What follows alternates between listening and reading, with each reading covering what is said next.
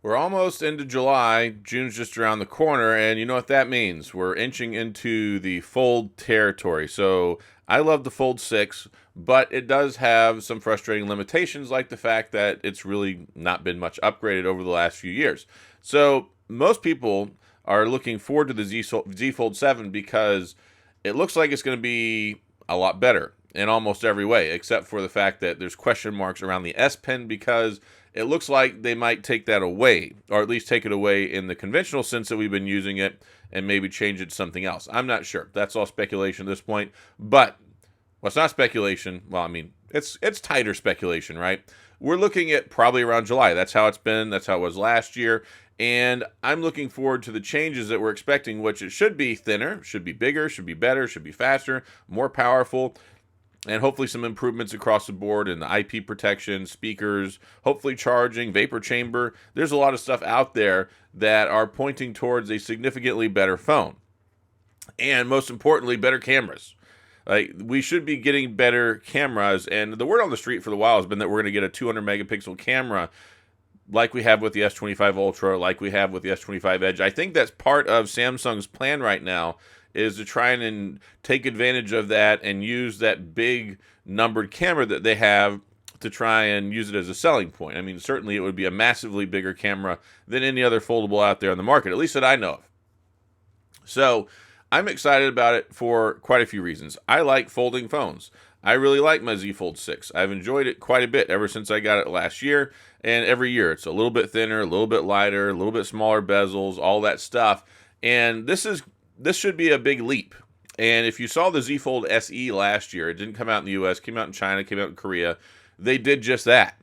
They made it bigger. They made it thinner. They gave pretty much all the stuff we wanted, or at least for the most part, that we've been asking for the last 3 years. It just came out later down the road, and then it didn't come out in the US. But that appears to be the roadmap for what we're getting. But that troubling roadmap also didn't have S Pen support. And the reason it doesn't have S Pen support is because there's a special layer that goes in underneath the screen. It's called a digitizer that allows your S Pen to interact with the screen and to pick up and register the data.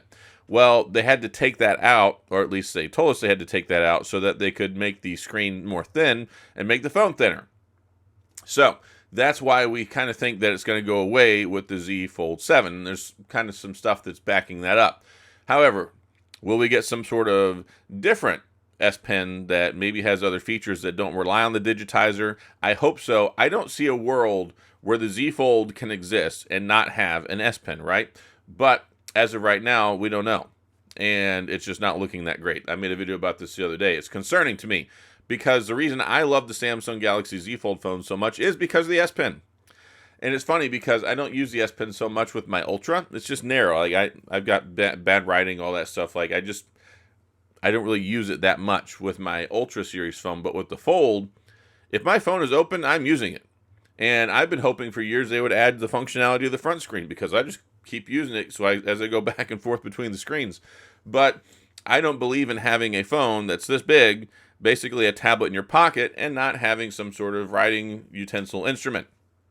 So the jury's still out on that one. We got to find out what's going on. But what we do know, and what we've seen from samples and renders and all that good stuff, is that it should be significantly changed in a lot of different ways. And I think what I was reading is just some stuff that I've seen, looking at a better under-display camera, hopefully stronger display, new layers, and this.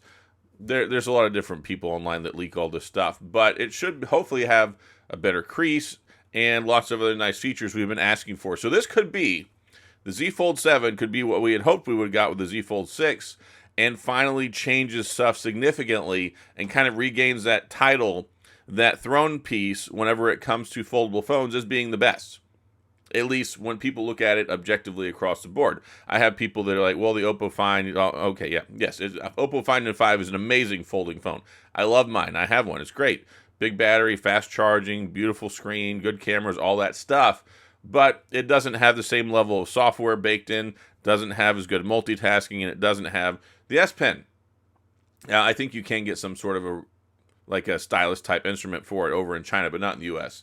So yes, I'm excited, and I'm excited for people who are fans of the Fold, because this should mark the biggest jump that we've seen in years. Like, this would probably be the biggest change since either going from the Z Fold 2 to the Z Fold 3 or the Z Fold 1 to the Z Fold 2.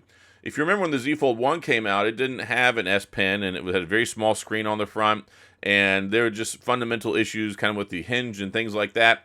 We went to the 2, we got this more squared screen experience, didn't have that little notch area, and we started working towards our working definition of what the Z Fold would look like.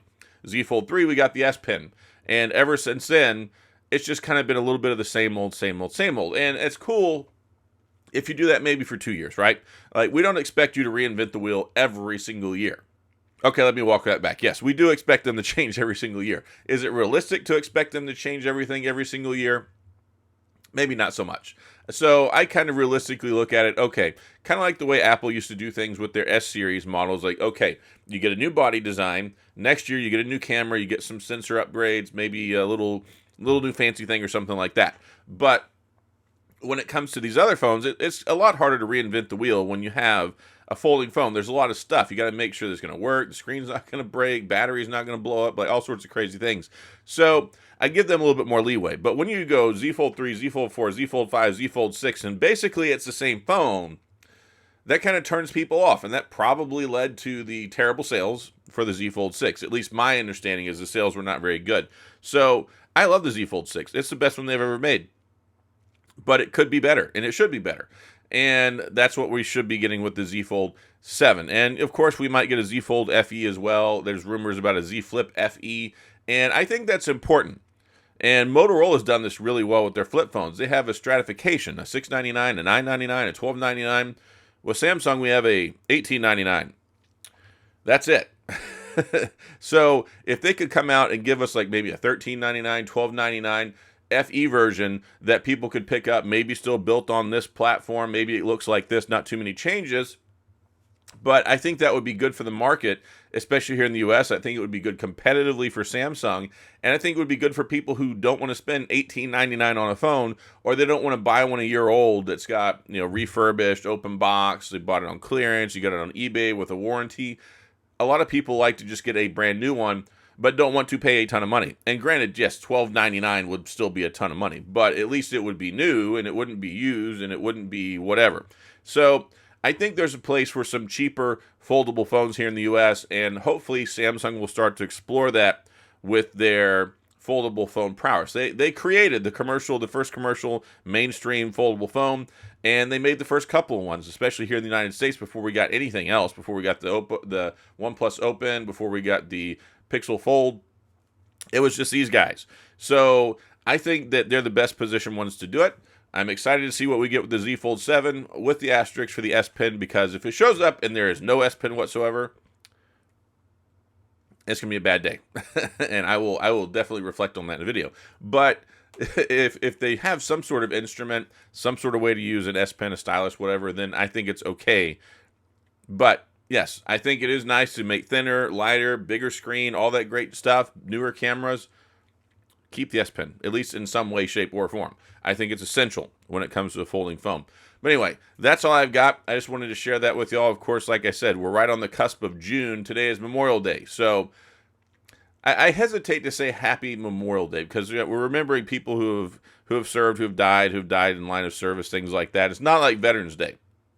Veterans Day celebrates people who are still alive, like me. Like, I'm a veteran. If y'all don't know that, I did 16 and a half years active duty before I was medically retired. Security forces in the Air Force, deployed 3 times.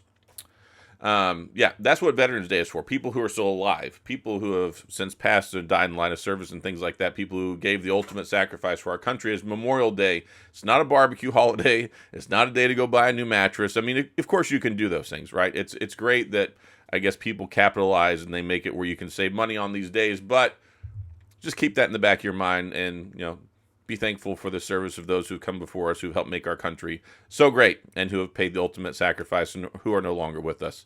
And I have some of those in my family as well. I know many people do. So Memorial Day is a more somber day, but it's still a celebration of all the great accomplishments that they did.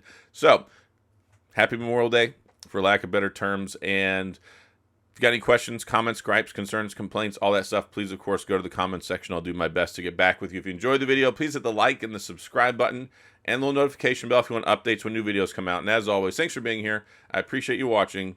I'll see you guys next time.